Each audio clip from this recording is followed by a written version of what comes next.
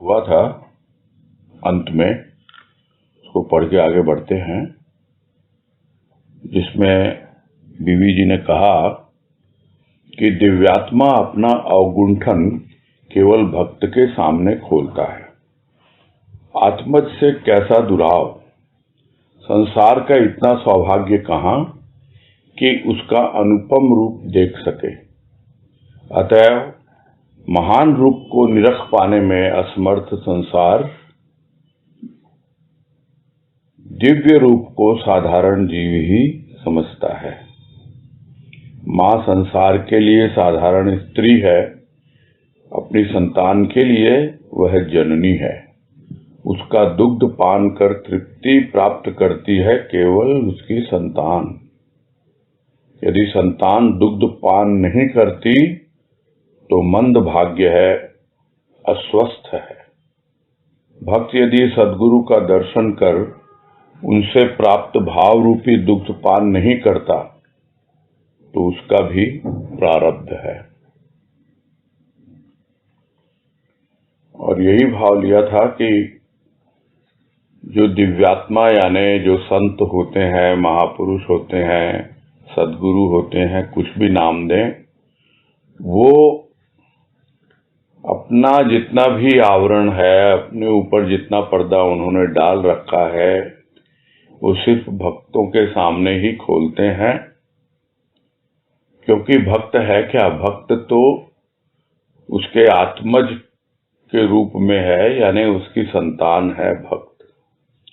तो अपनी संतान से किस प्रकार का दुराव छिपाओ।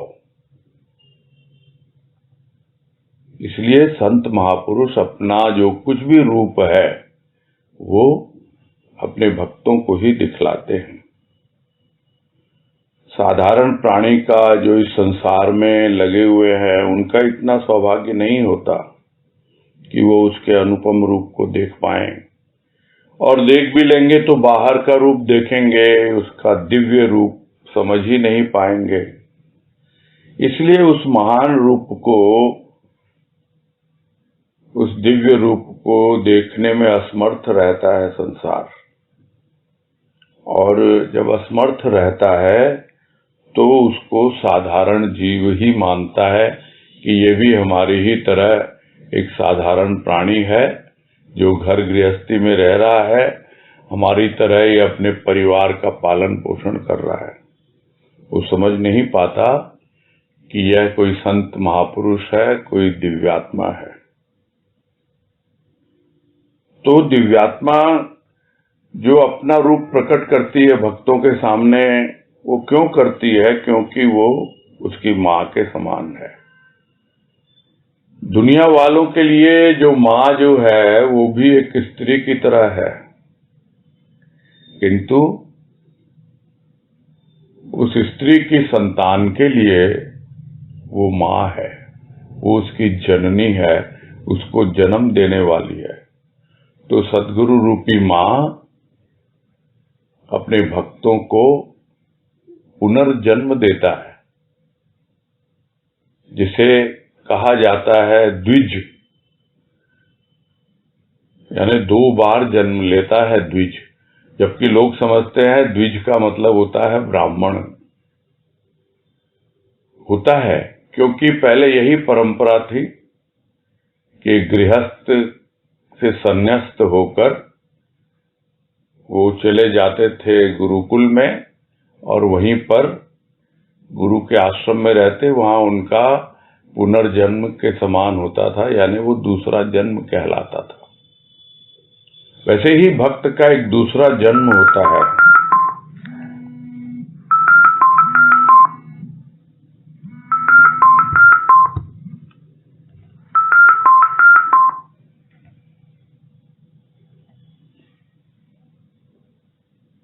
हेलो। हाँ, कोई टेलीफोन आ गया बीच में, घंटी बज रही थी। ठीक है।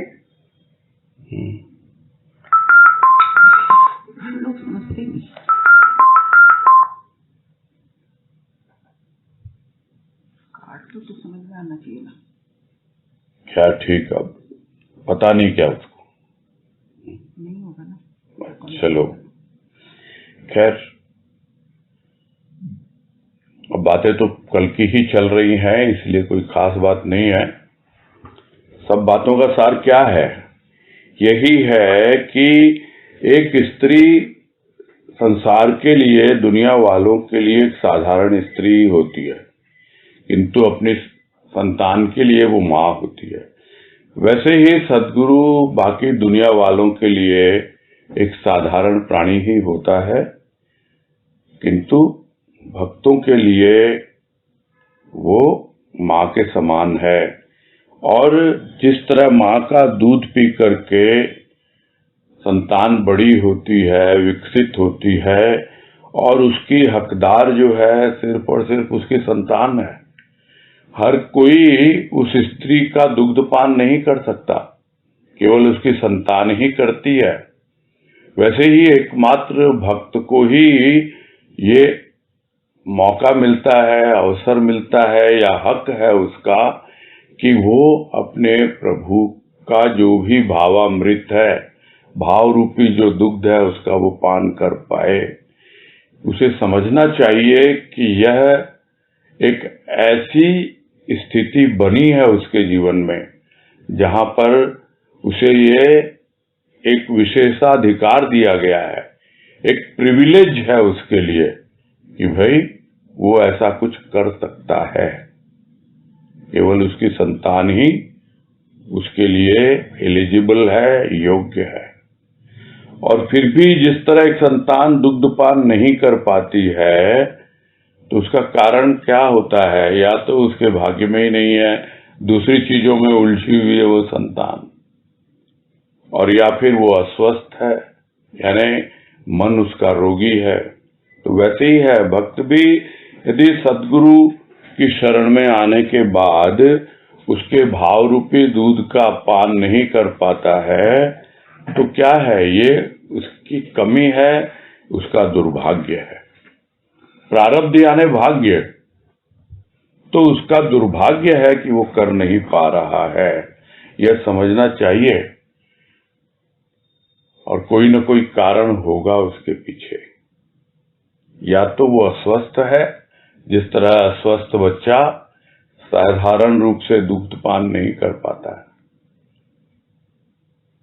उसी प्रकार यदि उसका मन बीमार है, रोगी है, तो पहले स्वस्थ हो, तभी जाकर वो उस भावामृत को पीने के लिए, उस भाव रूपी दुग्ध को पान करने के लिए तत्पर होगा, प्रस्तुत होगा। आज कह रहे हैं, जिस प्रकार आकाश विस्तृत है, पृथ्वी धैर्य धारिणी है, सागर अथाह है, इस प्रकार उस प्रभु का हृदय विशाल और अथाह है। आकाश सत्कर्मी दुष्कर्मी सभी को समान रूप से आश्रय प्रदान करता है। भेदभाव रहित प्रभु दृष्टि समान दृष्टि से समान आश्रय दान करती है। सागर में जो कुछ डाला वह उसे अपने में समा लेता है। समर्पित भक्त को उसका इष्ट समा लेता है अपने हृदय रूपी सागर में। और इसमें यही कह रहे हैं बीवी जी, तुलना कर रहे हैं किसकी? सद्गुरु की। किससे? आकाश से, पृथ्वी से, सागर से। ये सब कितनी विशेषताएं हैं इनमें। आकाश इतना व्यापक है, इतना विस्तृत है। पृथ्वी में कितना धैर्य है, सबका बोझ उठाती है। सागर कितना गहरा है, जिसकी कोई था नहीं है। उसी प्रकार प्रभु जो है वो आकाश की तरह व्यापक है, सर्वव्यापी है उसका भाव। पृथ्वी की तरह वो सबका बोझ उठाता है, कितना भी उस पर बोझ डाल दो, किंतु जिस तरह पृथ्वी जरा भी विचलित नहीं होती, वैसे ही वो प्रभु सतगुरु जरा भी विचलित नहीं होता है और उसका हृदय सागर की तरह इतना विशाल है और इतना गहरा है। उसी प्रकार भेदभाव रहित होकर वो एक समान सबको देखता है। जैसे आकाश चाहे कोई अच्छा काम करे बुरा काम करे, सत्कर्मी हो दुष्कर्मी हो, सबको वो आश्रय देता है। सबके ऊपर आकाश की ही तो छत्र छाया है, वही तो छाया हुआ है सब जगह। वैसे ही वो प्रभु सब जगह वही तो छाया हुआ है आकाश की तरह। उसी की तो छत्र छाया में प्राणी मात्र पल रहा है, बड़ा हो रहा है। वो कोई भेदभाव करता ही नहीं, तो सबके ऊपर समान दृष्टि रखता है वो और सबको समान रूप से आश्रय देता है। जैसे आकाश सबको समान रूप से आश्रय देता है। और सागर में भी इतनी नदियां समाहित होती हैं जिनमें पता नहीं कितना कूड़ा करकट होता है। उसी तरह सागर में जो कुछ भी पहुंचता है वो सब कुछ अपने में समा लेता है। तो जो भक्त समर्पित भाव से उसके पास जाता है और पूर्ण समर्पण उसका हो जाता है, तो जो कुछ भी उसकी अच्छाई है बुराई है कुछ भी है, वो उसका इष्ट जो है वो अपने हृदय रूपी सागर में उसको समा लेता है, पता ही नहीं लगने देता। एक नया जन्म कैसे होगा? नहीं तो बिल्कुल तरोताजा होकर एक नया भाव, एक नई एक दृष्टि लेकर के निकलता है भक्त समर्पण के बाद और दुनिया को अलग दृष्टि से देखता है। तो यह विशेषता होती है उस प्रभु की जिसका हृदय सागर की तरह विशाल और अथाह है, जो पृथ्वी की तरह धैर्य धारण करके रखता है, इतना बोझ सबका लेता है और आकाश की तरह सबको आश्रय देता है, इतना व्यापक, इतना विराट, इतना विशाल। आगे कह रहे हैं, संसार में मनुष्य का आगमन क्यों हुआ? भक्ति के लिए। यदि मानव भक्ति शून्य हृदय लेकर भी अपना परिचय मानव रूप में दे तो यह उसकी धृष्टता है। भक्ति विहीन प्राणी निकृष्ट है, विष्ठा के कीटवत। सांसारिक व्यवहार की विष्ठा से हमें बाहर करेगा, मानव धर्म से परिचित कराएगा, ऐसा कृपालु कौन है? और इस पैराग्राफ को शुरू भी किया प्रश्न से और अंत भी किया प्रश्न से ही। क्यों हुआ है संसार में आगमन मनुष्य का? फिर कहते हैं भक्ति के लिए हुआ। क्या भक्ति के लिए हुआ है? क्या उसे समझ में आ रहा है कि प्रभु की भक्ति के लिए ही वो संसार में आया है?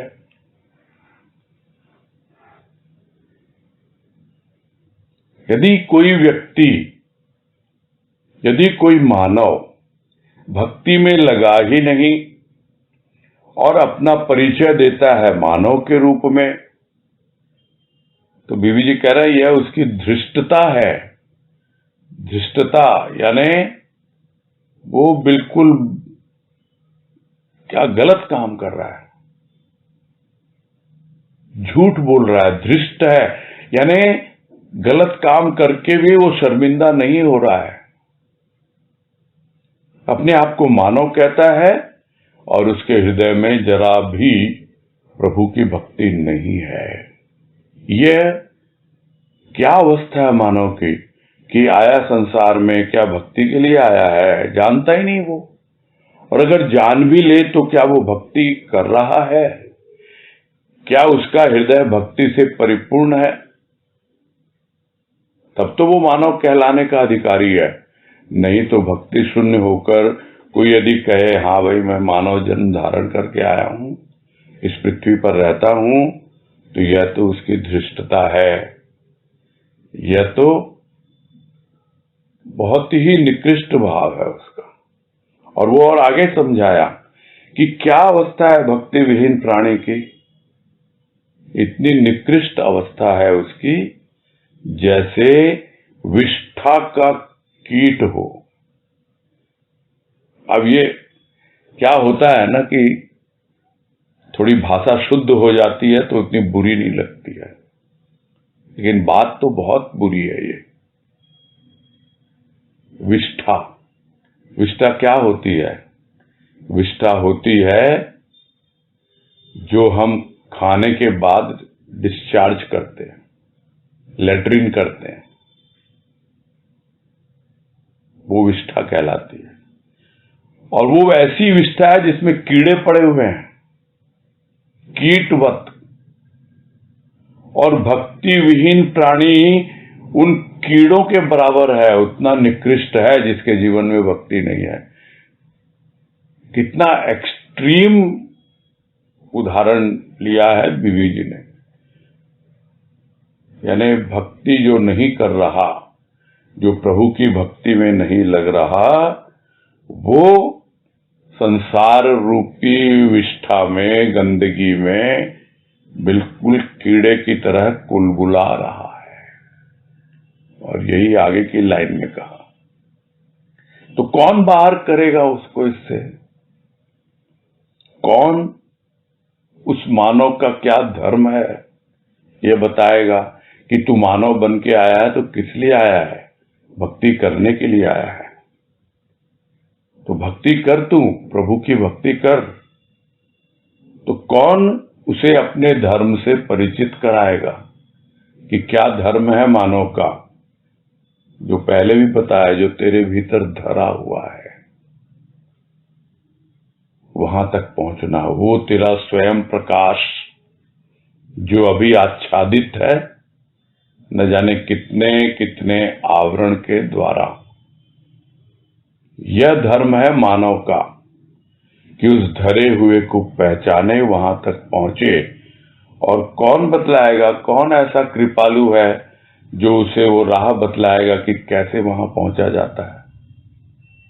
तो कहना ना होगा कि सद्गुरु के सिवा कोई और हो ही नहीं सकता।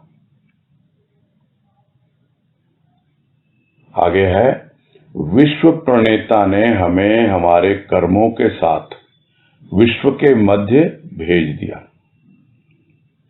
इन कर्मों को अकर्म बनाकर कर्म कीच से निष्कासित करेगा कौन? केवल दीन बंधु, विशाल हृदय सतगुरु। वही भाव की धारा प्रवाहित करता है कर्म रूपी दलदल पर और साफ करता है कर्म को। तभी तो सहजोबाई कहती है, हरि तजूं पर गुरु न बिसारूं। तो जो विश्व प्रणेता यानी जिसने हमें इस संसार में भेजा है, जो संसार को बनाने वाला है, तो उसने किस लिए भेजा है?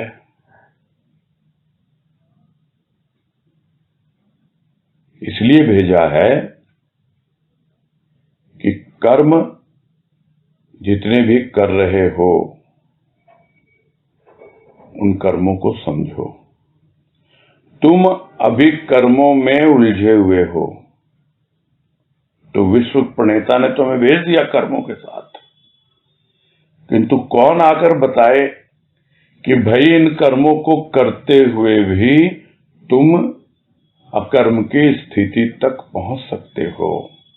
और जो कर्म रूपी कीचड़ है जिसपे तुम फंसे हुए हो, जिस दलदल में, कर्मों के दलदल में, उससे बाहर निकाल सकता है। कौन है वो? वो कोई और नहीं है, वो दीनों का बंधु है, यानी गरीबों का साथी है। यहां गरीब से मतलब यह नहीं है, गरीब से मतलब है जो अभाव में जीता है। सब कुछ होते हुए भी, भजन की पंक्ति याद आ गई, यह जीव भी क्या अजीब है, स्वभाव से ही गरीब है।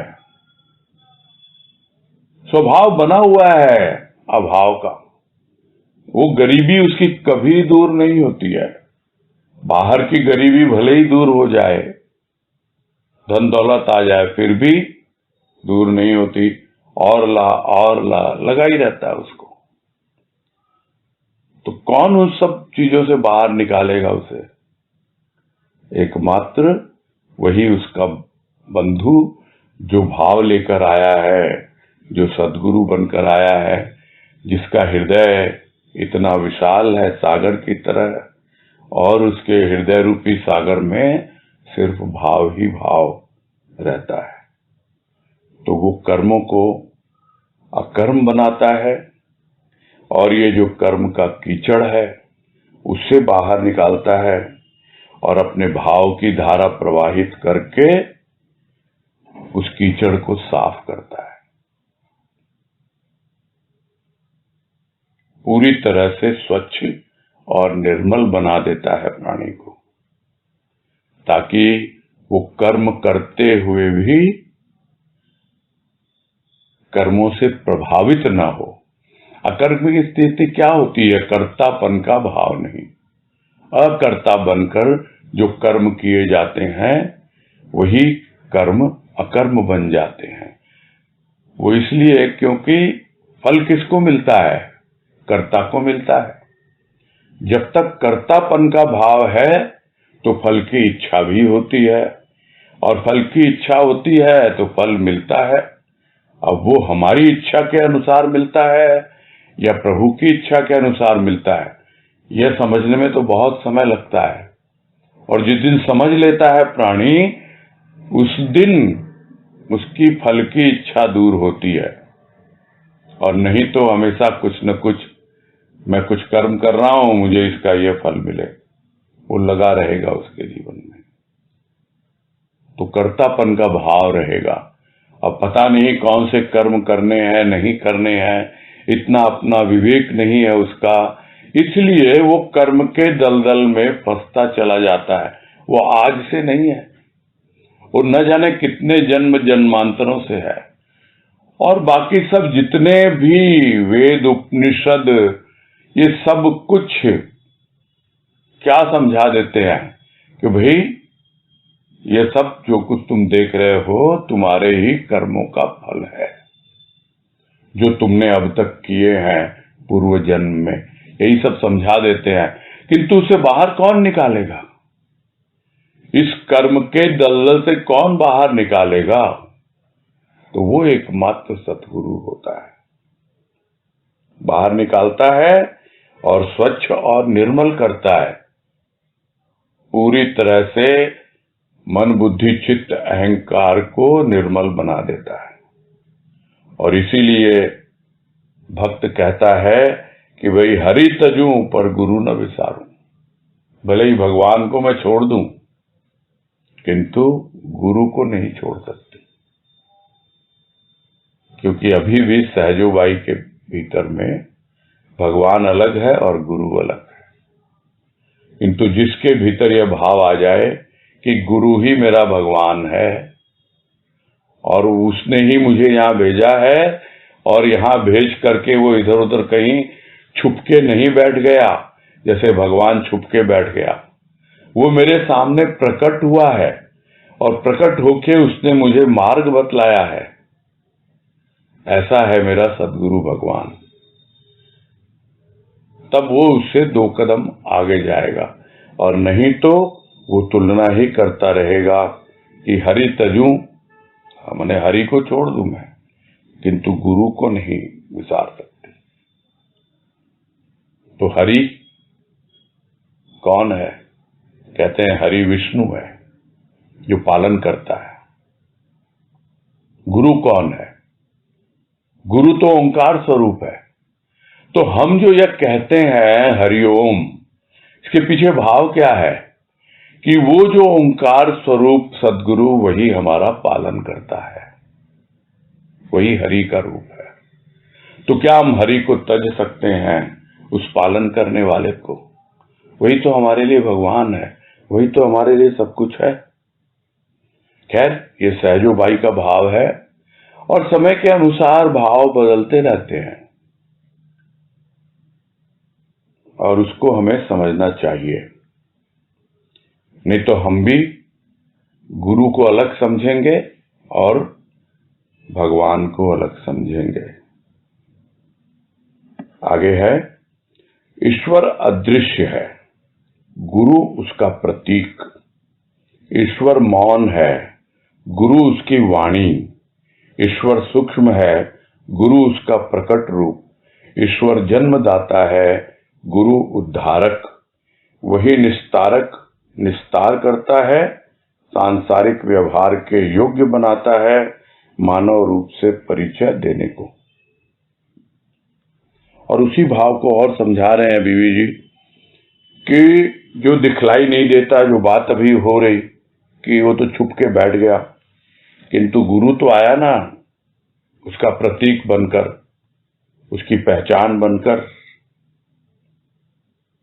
ईश्वर तो मौन है, कुछ बोलता ही नहीं, कुछ दिशा निर्देश ही नहीं करता, बतलाता ही नहीं कैसे जीवन जीऊं, कैसे आगे बढ़ूं, कैसे भक्ति करूं। किंतु गुरु तो अपनी वाणी के द्वारा सब कुछ बतलाता है कि तुम्हें कैसा जीवन जीना है, कैसे भक्ति करनी है, कैसे अपने आप को जानना है, सब कुछ बतलाता है। ईश्वर सूक्ष्म है, अदृश्य है, छिपा हुआ है, किंतु गुरु तो समक्ष है, तो दिखलाई दे रहा है इन चर्म चक्षुओं से, और भीतर में भी अनुभव में आ रहा है उसका भाव और प्रेम, सब पता लग रहा है। तो ईश्वर ने जन्म दिया, किसको जन्म दिया?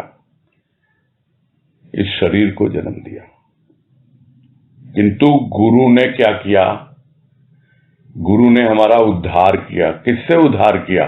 इस शरीर से उद्धार किया कि तू सिर्फ एक देह नहीं है, तू कुछ और है, तू तो शुद्ध बुद्ध आत्मा है। यह भाव जब तक भीतर में नहीं आता तब तक प्राणी इस शरीर के भाव में ही जीता है। तो उद्धार कैसे होगा? जब गुरु करेगा। कैसे करेगा? कि वो तुम्हारे भीतर कुछ ऐसा भाव भर देगा कि भाई तुम देह बोध में मत रहो। तुम जिसको बार बार संबोधन करते हो कि मैं कौन हूं, मैं ये हूं, अपने शरीर की ओर इशारा करते हो, तुम शरीर नहीं हो। हाँ, ईश्वर ने तुम्हें शरीर दिया है, किंतु मैं तुम्हें एक ऐसा भाव दूंगा जिस भाव के द्वारा तुम अपना उद्धार कर सकते हो। जिसको गुरुदेव ने एक वाणी में कहा कि मेरा उद्धारक मैं। तो मेरा उद्धारक मैं कैसे हुआ? इस तरह हुआ कि मेरी सच्ची मैं से सदगुरु ने मेरा परिचय करा दिया। इसलिए प्राणी अपना उद्धारक बन जाता है उस गुरु के द्वारा। वही निस्तारक है, निस्तार करता है, यानी भवसागर से पार करता है। जो कुछ भी उलझन है उसे सुलझाता है। और इतना ही नहीं, वो बतलाता है किस प्रकार तुम दुनिया में आए हो तो दुनिया से कैसा व्यवहार तुमको रखना है और किस प्रकार अपने आप से व्यवहार रखना है। तुम्हारा जो मानव रूप है बहुत दुर्लभ है। तुम पहचानो अपने आप को, अपना परिचय प्राप्त करो और संसार के व्यवहार के योग्य बनो कि हाँ भाई, अभी तो तुम बिल्कुल कीचड़ में सने हुए व्यवहार कहाँ कर रहे हो, मजबूर हो अभी तुम दुनिया के हाथों। और जो मजबूर होता है, मजबूरी में क्या करता है? कुछ नहीं करता, मजदूरी करता है।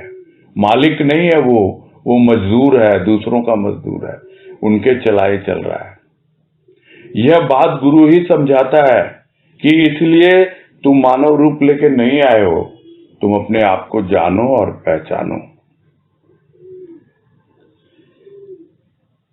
आगे है, अहिल्या का उद्धार राम के पद स्पर्श से हुआ। अहिल्या का वही राम भगवान था।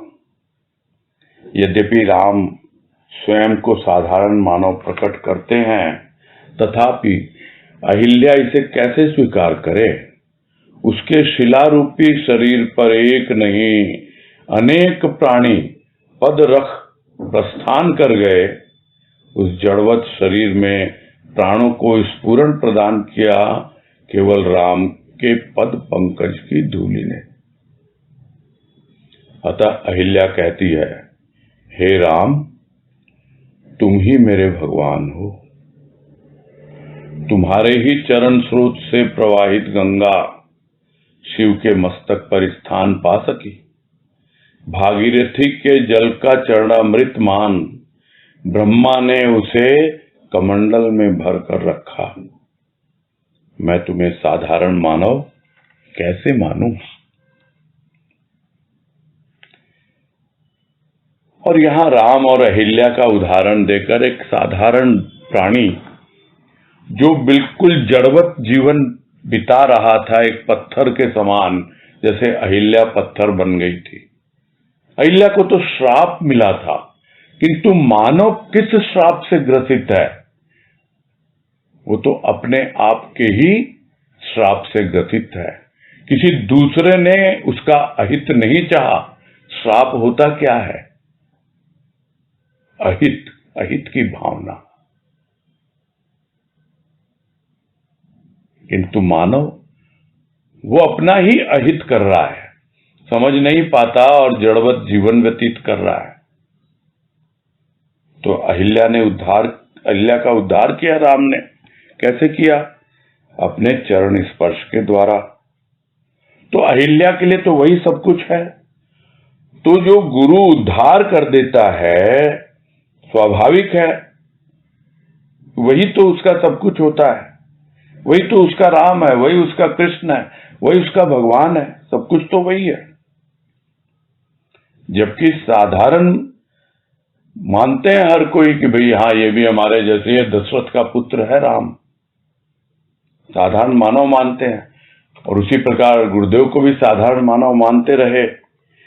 किंतु जैसे अहिल्या तो स्वीकार नहीं कर सकती, उसी तरह वो भक्त स्वीकार नहीं कर सकता जिसके जीवन में इतना परिवर्तन आया है, जो एक जड़वत जीवन व्यतीत कर रहा था। जैसे अहिल्या एक पत्थर की तरह पड़ी हुई थी, वैसे ही मानव भी पत्थर की तरह पड़ा हुआ था। न जाने कितनी ठोकरें उसने खाई थी, कितने ही पद का उसे स्पर्श मिला था, किंतु फिर भी वो जड़वत शरीर छोड़ नहीं पाया, बस ठोकरें ही खाता रहा। उसमें प्राणों का स्फुरण किसने प्रदान किया? केवल राम के पद पंकज ने। वैसे सद्गुरु रूपी राम के पद पंकज की जो धूली है, उसी ने भक्त के जीवन में, उसके प्राणों में एक नई स्फुरणा का संचार किया। यानी जो जड़वत प्राण थे वो चेतनता में आ गए, चैतन्य हो गए। इसीलिए तो अहिल्या कहती है कि हे राम, तुम ही मेरे भगवान हो। वैसे ही भक्त कहता है, सद्गुरु तुम ही मेरे लिए भगवान हो। तुम्हारे ही चरणों से गंगा प्रवाहित हुई है। बिल्कुल हुई है। कहां? शिव के मस्तक की शोभा बढ़ाती है। और भागीरथी ने क्या किया? उसने, ब्रह्मा ने उस भागीरथी के जल को, यानी गंगा के जल को चरणामृत मान लिया। क्यों? किसके चरण से निकली वो? राम के चरण से। राम है विष्णु का अवतार, विष्णु है पालन करता। तो क्यों कहा जाता है गुरु को कि गुरु ब्रह्मा गुरु विष्णु गुरु देवो महेश्वरा? क्योंकि गुरु ही ब्रह्मा है, जिसके कमंडल में हमेशा वो भाव का अमृत भरा रहता है। जिसके हृदय रूपी कमंडल में हमेशा भाव का अमृत रहता है और जिसके मस्तक पर हमेशा वो भाव की धारा बहती रहती है और उसके चरणों से निकली। अब हम समझ नहीं पाते कि हम उस भाव की धारा का आचमन कहां से करें। तो चरणों में झुकेगा तो भी मिलेगी, जब उसका वरद हस्त हमारे मस्तक पे आएगा तो हमारे मस्तक को भी शीतलता मिलेगी।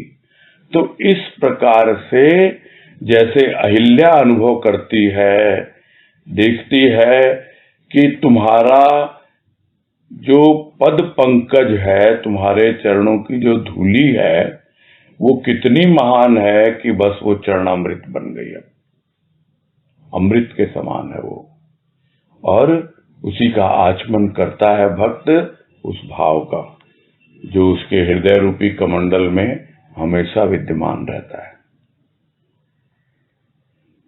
आगे है, शांति जिसके द्वारा प्राप्त होती है वही भगवान है।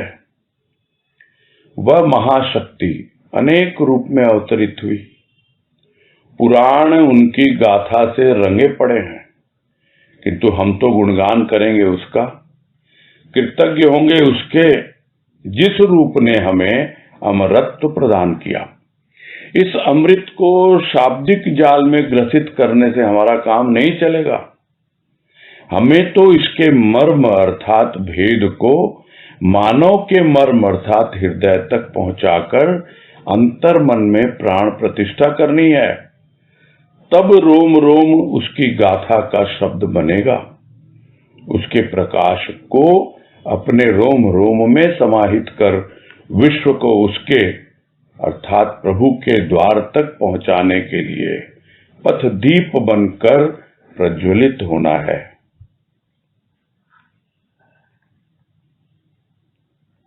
और ये हम सबके लिए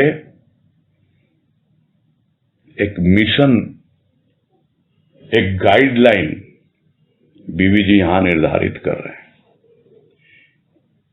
कि यदि तुम अपने आप को भक्त समझते हो, यदि तुम्हारे जड़वत प्राणों में चेतनता का संचार किया है किसी ने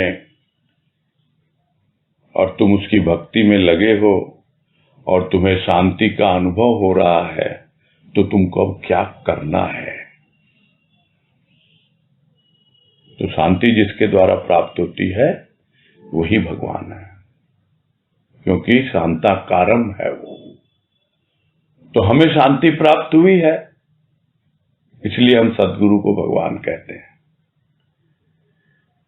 तो वह एक महाशक्ति है जो अनेक अनेक रूपों में इस धरा पर अवतरित हुई है, और वो महाशक्ति अब सद्गुरु के रूप में अवतरित हुई। तो उस महाशक्ति की गाथा से भरे पड़े हैं वेद पुराण, और भी न जाने कितने प्रकार के पुराण हैं, सब उसी में लगे हुए हैं, उसी की गाथा गाने में लगे हुए हैं और उसी के गुणगान से भरे हुए हैं। किंतु हम किसका गुणगान करेंगे, हम किसके कृतज्ञ होंगे? हम तो उसी का गुणगान करेंगे या उसके कृतज्ञ होंगे जिसने हमें अमरता का भाव दिया। भाव दिया ही नहीं, अमृत प्रदान किया। यानी दान में कुछ और नहीं देते सद्गुरु, वो भाव रूपी अमृत पिलाते हैं, और वो अमृत जो हमें अमरता का दान देता है, अमरता की ओर आगे ले जाता है, अपने आप मिलता रहता है। वो अमृत प्रदान किया जाता है सद्गुरु के द्वारा, और भाव ही उसका माध्यम बनता है। तो इस अमृत को शब्दों के जाल में फंसाने से कोई फायदा नहीं है। जैसे वेद उपनिषद पुराण ये सब शब्दों के जाल हैं और कुछ नहीं है। तो हमें इसको ज्यादा घुमा फिरा के बात करने की जरूरत नहीं है। ये बिल्कुल सीधी सीधी बात है कि भाई हमारा सब कुछ करने वाला हमारा प्रभु है, वही हमारे लिए भगवान है, हमारा सद्गुरु वही है, और उसने हमें अमरता का दान दिया है। और हम इसमें जरा भी कुछ भी बेझिझक हम कह सकते हैं इन सब बातों को, कोई हम शब्दों का जाल नहीं बुन रहे हैं यहाँ पर। तो क्या करना है फिर हमें अब? तो जो हमने मर्म समझा है अब तक, वो बिल्कुल स्ट्रेट फॉरवर्ड, सीधी बात, बिल्कुल घुमा फिरा के नहीं कहना कुछ भी, यानी सीधे मूल से जोड़ना है। पत्तों फूलों में और फलों में और डाली और तने में नहीं उलझाना किसी को भी। यही कह रहे हैं बीवी जी, सीधी सीधी ऐसी बात कहें कि सीधा मूल तक पहुंचे प्राणी का भाव, और वही उसका रहस्य है। तो हमें तो उसका रहस्य बतलाना है, उस भेद को, उस मर्म को मानव के मर्म तक पहुंचाना है। यहां तो हृदय कहा है बीवी जी ने, वास्तव में मर्म है क्या? हृदय की एक ऐसी गहराई है जिसे हम कहते हैं मर्म, यानी कोमलतम स्थान जो होता है कि उसने उसके मर्म को छू लिया, यानी वो जो मर्म है वो मर्म को छू जाए, यानी वो जो रहस्य है वो उसकी गहराई तक पहुंच जाए, और उसके अंतर मन में उस मर्म की, उस रहस्य की प्राण प्रतिष्ठा करनी है प्रत्येक भक्त को। तब जाकर उसका रोम रोम, उसकी गाथा का शब्द बनेगा। अपने आप ही कुछ करना ही नहीं पड़ेगा। जिस तरह पहले बताया कि रोम रोम में उस राम की अनुभूति होने लगती है, वैसे ही रोम रोम उसकी गाथा गाने लगता है। रोम रोम गा रहा, ओम व्योम छा रहा, हे प्रभु तेरा स्वरूप मन मेरा लुभा रहा। तो सब भजनों की पंक्तियां याद आ जाती हैं जब भाव में वो अनुभूति गुरुदेव की कृपा से होती है और फिर व्यक्त होती है। शब्दों के जाल में नहीं फंसना, रोम रोम से एक एक ऐसे शब्द निकलेंगे, एक ऐसा गीत निकलेगा जो अपने आप ही उस प्रभु की कहानी बतलाएगा कि क्या है तेरा स्वरूप। तेरा स्वरूप है ओंकार स्वरूप। अपने आप ही उसके स्वरूप की महिमा, उसका गुणगान होता रहेगा, और फिर उसका जो प्रकाश है वो अपने रोम रोम में समाहित होगा। समाहित ही नहीं होगा, पूरे विश्व को उस प्रभु के द्वार तक पहुंचाना है। किस प्रकार कि जो भी उस राह पे चलना चाहे उसके लिए हमें एक दीपक बनकर प्रकाश देना है ताकि वो आगे बढ़ पाए। तो दीपक बनकर प्रज्वलित होना है, यानी उसका प्रकाश, वो प्रेम का प्रकाश, भाव का प्रकाश रोम रोम में समाहित हो जाए। तो क्या है, हम जहां भी जाएंगे अपने आप ही ऐसा लगेगा। ठीक है, प्रारंभ में क्या होता है? प्रारंभ में तो रोम रोम गाता है, गुनगुनाता है, और फिर उसकी कृपा से क्या भाव अनोखा मिलता है। रोम बने हैं व्योम के तारे, जगमग करते जग में सारे। अरे कौन प्रकाशित करेगा पथ को? यही तारे अंधेरी रात में, यही तारे जगमग करेंगे पूरे विश्व को। ये भी भजन की पंक्तियां हैं कि रोम बने हैं व्योम के तारे, जगमग करते जग में सारे। भाव अनोखा प्रभु से पाकर गदगद हो जा, उसमें समाना। तो जब उसमें समा जाएगा भक्त तो अपने आप ही उसका रोम रोम प्रकाशित होगा, और जो भी उस राह पर चलना चाहता है उसके लिए वो पथ प्रदर्शक होगा, उसके प्रकाश के द्वारा ही अपने आप वो प्रभु के द्वार तक, कहाँ है प्रभु का द्वार? वो प्रभु जो भीतर बैठा हुआ है, वो गुरु जो अंदर की गहराई में रूह बनकर बैठा हुआ है। तो कहते हैं ना कि गुरु कौन? गुरु तो तुम्हारी रूह, रूह यानी आत्मा। तो आत्मा के द्वार तक पहुंचा देगा वो भाव, वो अनोखा भाव, जब रोम रोम से प्रज्वलित होने लगेगा एक एक छोटा छोटा तारा। तो पहले तो रोम रोम गाएगा, फिर जगमगाएगा। और ऐसा भाव प्रभु देंगे कि हमें कुछ नहीं करना, हमें तो उसी में समा जाना है।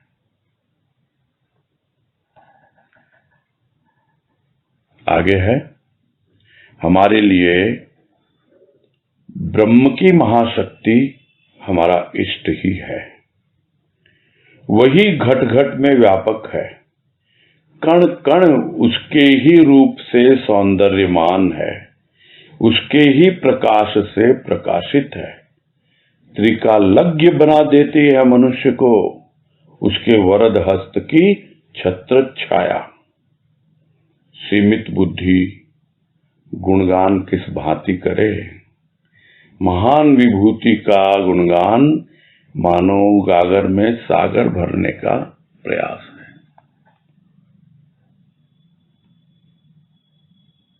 तो जो भी ब्रह्म की महाशक्ति है, ब्रह्म और ब्रह्मा दोनों में अंतर है, ये हम सबको अब तक समझ में आ चुका होगा। अक्सर हम कंफ्यूज कर जाते हैं, ब्रह्म को ही ब्रह्मा मान लेते हैं। ब्रह्म यानी जो सृष्टि के मूल में है वो, और उस सृष्टि के जो मूल में है उसी की महाशक्ति ये पूरी सृष्टि है। तो हमारे लिए कौन है ब्रह्म? क्या है उसकी महाशक्ति? किस रूप में वो आई है हमारे जीवन में? वो आई है हमारे इष्ट के रूप में, हमारे प्रभु के रूप में, सदगुरु के रूप में। और जिस प्रकार वो महाशक्ति घट घट में व्याप्त है, उसी तरह हमारे इष्ट की शक्ति घट घट में व्याप्त है, कण कण उसके ही रूप से सौंदर्यमान है। यानी वे कैसी अवस्था का वर्णन बीवी जी कर रहे हैं जहां पर कहीं कोई भेद दृष्टि है ही नहीं, क्योंकि सारा मर्म यानी रहस्य खुल गया, भेद खुल गया। अब है ही नहीं कोई भेद दृष्टि कि सब कुछ तो उसी का ही पसारा, सब तो वही है, वही तो कण कण में व्याप्त है, कण कण उसी के रूप से तो अपना सौंदर्य प्रकट कर रहा है। पूरे प्रकृति का जो भी रूप है, स्थूल प्रकृति, सूक्ष्म प्रकृति, सब कुछ, कोई ऐसी जगह नहीं जहां वो न हो। इस अनुभव को इस ढंग से व्यक्त कर रहे हैं। पहले रोम रोम की बात आई और अब पूरी सृष्टि की बात आ रही है कि पूरी सृष्टि में वही व्यापक है, एक एक घट में वही व्यापक है, और प्रत्येक कण, छोटे से छोटा कण भी उसी से प्रकाशित है। तो इस तरह की अवस्था जब बन जाती है प्राणी की, और उसके वरद हस्त की जब छत्र छाया में रहता है, यानी उसका वरद हस्त और उसकी छत्र छाया, तो यदि वो सर्वव्यापी है और आकाश की तरह सर्वत्र छाया हुआ है, तो उसके वरद हस्त की छत्र छाया तो पूरी सृष्टि में है। जहां कहीं हम जाएंगे उसकी छत्र छाया में ही रहेंगे, उसके वरद हस्त की छत्र छाया में ही रहेंगे। और इस अवस्था को जब अनुभव कर लेता है भक्त, उसे इस बात का ज्ञान हो जाता है कि ब्रह्म की महाशक्ति वही है, तब त्रिकालज्ञ बना देती है मनुष्य को। त्रिकालज्ञ यानी तीनों काल का भेद बतला देती है। भूतकाल, वर्तमान काल और भविष्य काल, तीनों काल का भेद बतला देती है। वो जान लेता है कि क्या इसका रहस्य है, यह ज्ञान उसे हो जाता है। किंतु वो गुणगान करने चलता है तो कैसे करे, बहुत सीमित बुद्धि है उसकी। वो तो महान विभूति है जो महाशक्ति के रूप में हमारे जीवन में आया सद्गुरु बनकर। वो तो घट घट वासी है, घट घट में व्याप्त है, कण कण में उसी का पसारा है। तो क्या उसका गुणगान करेंगे हम, कैसे करेंगे? ये तो ऐसे ही है जैसे हम अपने गागर में थोड़ा सागर भर लेते हैं और समझ लेते हैं कि हम तो पूर्णता को उपलब्ध हो गए, और फिर देखते हैं कि नहीं, अभी गागर है। और जब तक शरीर है गागर तो रहेगी, ये शरीर रूपी गागर। कितना ही भर लें इसमें तो भरते रहेंगे, उड़ेलते रहेंगे, बार बार सागर में गागर भरेंगे और वो गागर फिर उड़ेली जाएगी। तो कौन गुणगान कर रहा है? वो सागर स्वयं ही तो अपना गुणगान कर रहा है। भक्त समझता है मैं गुणगान नहीं कर पा रहा, नहीं कर पा रहा। किंतु जो गुणगान हो भी रहा है, वो गुणगान कौन कर रहा है? वो खुद प्रभु ही तो कर रहा है। हम चलते हैं उसका गुणगान करने, महिमा गाने। हम गा नहीं पाएंगे। हाँ, सुनने की अवश्य लालसा रहती है। और इसी भाव को गुरुदेव की कृपा से एक भजन में व्यक्त किया गया कि गुण निर्गुण के कौन सुनावे, प्रभु निज ही अपनो गुण गावे। प्रभु निज ही अपना गुणगान करता है, कौन सुनावेगा? क्या हम गुणगान कर पाएंगे उसका? अरे वो स्वयं ही तो गुणगान कर रहा है हमारे भीतर बैठ करके। जिह्वा से वही बोल रहा है, वही अपना गुणगान कर रहा है। तो क्या हमें चाहिए? अरे भाई, अपनी जो अंतरात्मा है उसको पुकारता है भक्त। सुन सुन सुन मोरी प्यारी सखी, तू सुन। गुण की धुन मन भावरा भावे। ये जो मन भावरा है ना, इसको अच्छी लगती है गुण की धुन। ये गुनगुनाता है, सुनता है। जब वो आवाज निकलती है, अंतरात्मा की आवाज, जब वो सद्गुरु भीतर बैठकर गुणगान अपना स्वयं करता है और जब कानों में सुनाई पड़ती है, वो मन रूपी भंवरा बस वो रसपान करके मदमस्त हो जाता है। यह अवस्था बन जाती है गुणगान करते करते। और यह महिमा है गुरु की, यह महिमा है उसके गुणगान की। आगे है, गुरु के बिना राम और कृष्ण को भी स्वरूप अविदित था। साधारण मनुष्य गुरु के बिना आत्म रूप से, आत्मबल से परिचित हो, क्या यह संभव है? सूर्य चंद्र लौकिक जगत को आलोकित करते हैं, जन्म जन्म के तमसा छन्न हृदय को प्रकाशित करता है सद्गुरु कृपा का आलोक। हमारे विषयों का पान करता है महाशिव। विष से भी अधिक भयंकर है विषयों की यंत्रणा। शिव ने विषपान किया था एक बार। महाशिव संत विषय विष पुनः पुनः पचाकर जगत की यंत्रणा को दूर करता है। और यहां गुरु की तुलना सबसे हो गई, राम से, कृष्ण से, कि उनको भी गुरु चाहिए। बिना गुरु के तो उनको भी ज्ञान नहीं हुआ। बिना गुरु के तो कोई भी अपने आत्म रूप से, आत्मबल से परिचित हो ही नहीं पाता है। प्रकाश है बाहर इस लौकिक जगत में, सूर्य का, चंद्र का। किंतु जो भीतर जो हमारा हृदय है, अंतःकरण, उस पे तो अंधेरा छाया हुआ है, तमसा छन्न, यानी तमस यानी अंधेरे से आच्छादित है, पूरा अंधेरा ही अंधेरा भरा हुआ है भीतर। तो उसको प्रकाशित कौन करता है? सद्गुरु की कृपा, जो प्रकाश बनकर आती है, आलोक बनकर आती है। और फिर जो हमारे विषयों है का जो है विष, वो कौन पान करता है? वो महाशिव, सद्गुरु महाशिव है।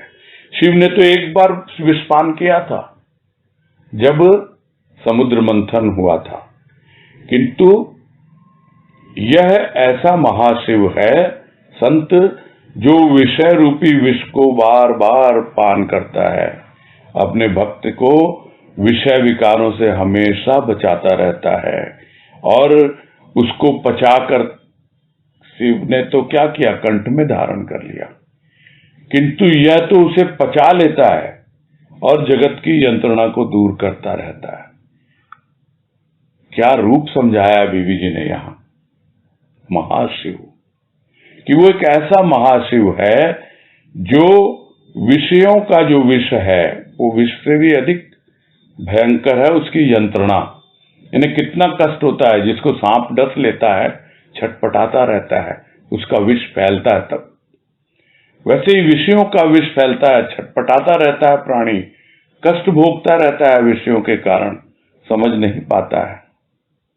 किंतु वो महाशिव संत वो क्या करता है?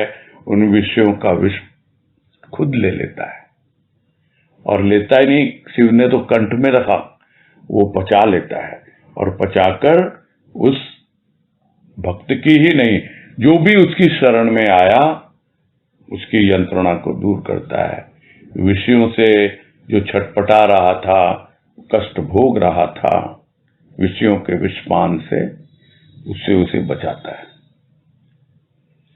बस यही पूरा करते हैं।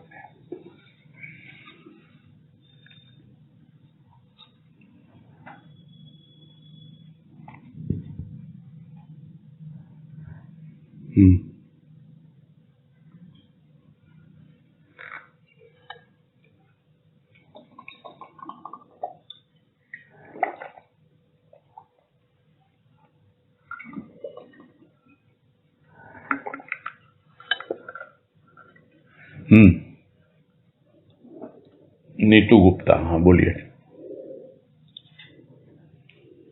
हरिओम भैया। हाँ हरिओम, बोलिए। हाँ, ये पूछना था कि इसमें भी आया, बीबी जी बोल रहे हैं सीमित बुद्धि गुणगान किस भांति करें, क्योंकि महान विभूति का गुणगान मानो गागर में सागर भरने का तो प्रयास है। ये पूछना चाह रहे थे कि हम सीमित बुद्धि अपने प्रभु का गुणगान किस भांति करें, मतलब जो भी करते हैं अपने आप को संतुष्ट नहीं कर पाते हैं, लगता है कि बहुत कुछ कमी कर रहे हैं, मतलब अपना अंदर से संतुष्टि नहीं होती, लगता है ऐसा क्या करें, क्योंकि हमें लगता है कि जो वो चाहता है वो हमारे हृदय से निकल नहीं पा रहा है या हम कर नहीं पा रहे हैं। तो वही है कि हम सीमित बुद्धि अपने प्रभु को किस तरह से उसका गुणगान करें, क्या करें ऐसा उसके लिए।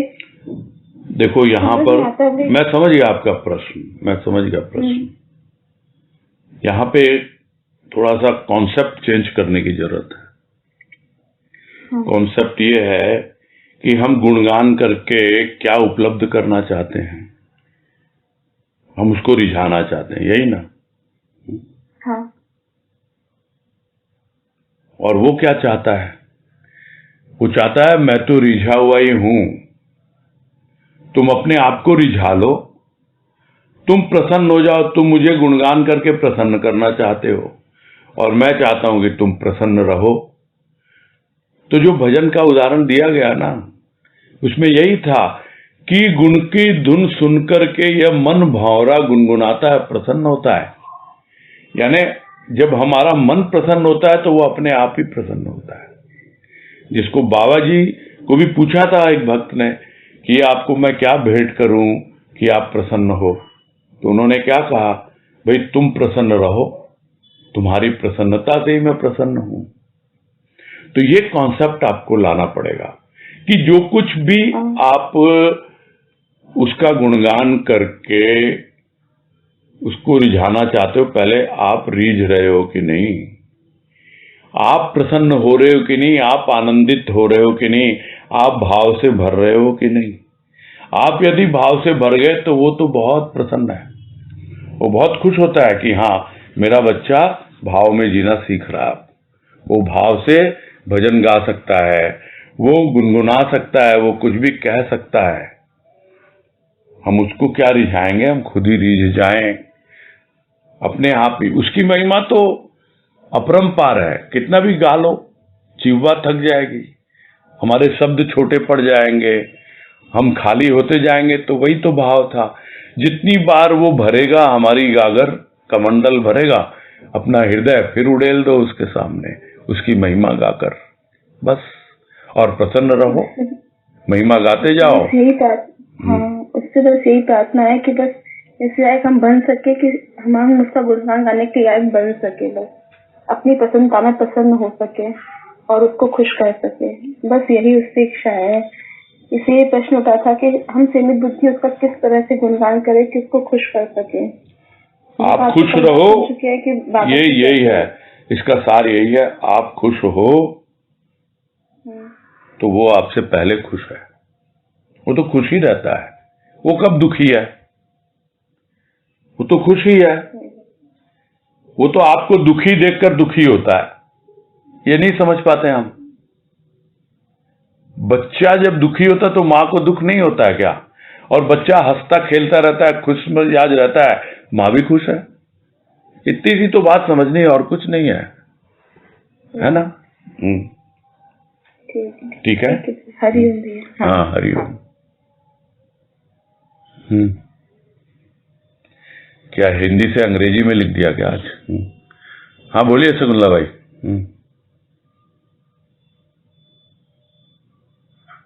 हरिओम भैया। हाँ हरिओम, बोलिए। हाँ, बस पूछना कुछ नहीं है भैया, ऐसी बातें पहली बार सुनी है। ऐसा लग रहा है अमृत बरस रहा है, बहुत सुंदर लग रहा है।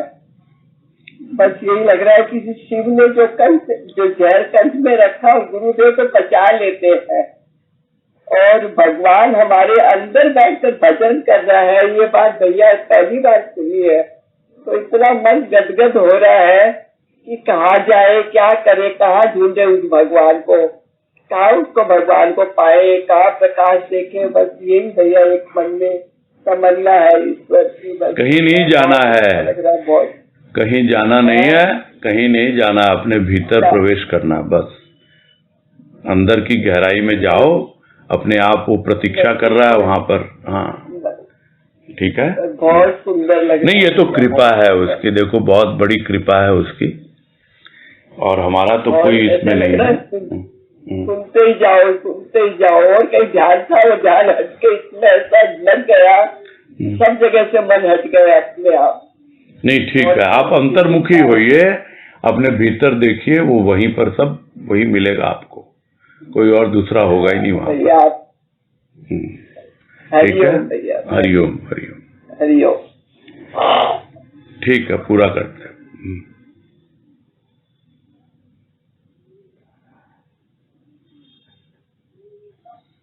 हरिओम भैया जी। हाँ हरिओम, सबको हरिओम। हरिओम, सबको हरिओम।